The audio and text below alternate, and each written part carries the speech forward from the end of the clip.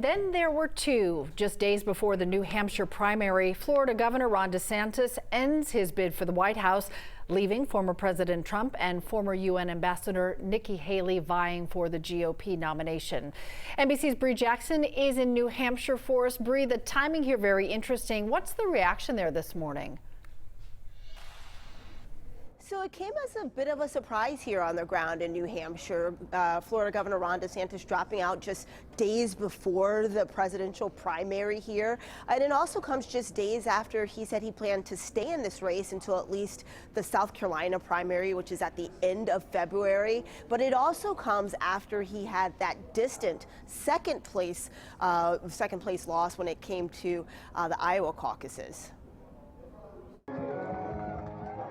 After his much-anticipated presidential campaign failed to gain steam, Florida Governor Ron DeSantis dropped out of the 2024 presidential race, making the announcement in this video posted on X. We don't have a clear path to victory.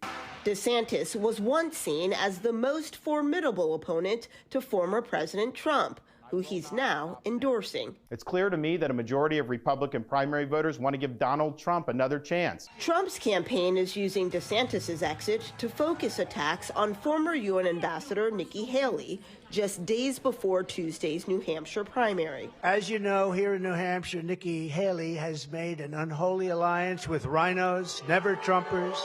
Haley is not backing down, saying this is the GOP matchup that she's been fighting for. Can you hear that sound?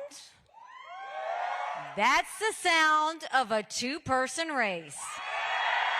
With DeSantis out, some in the Granite State are even less enthused about the limited options of presidential candidates. I still believe that democracy reigns, and so I would like to have seen him stay in just to give the American electorate some choice. Others say they already had their mind made up. I think Ron DeSantis is where he belongs as governor in Florida. Trump is pushing to secure the GOP nomination with a win in the first in the nation primary.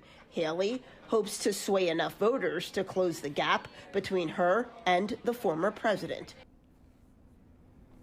And 24 candidates have filed the necessary paperwork to appear on the Republican primary ballot here in New Hampshire. But the bottom line is the majority of those votes are going to go to former President Trump and Nikki Haley. But the question is, which of those two campaigns most benefits from Ron DeSantis dropping out?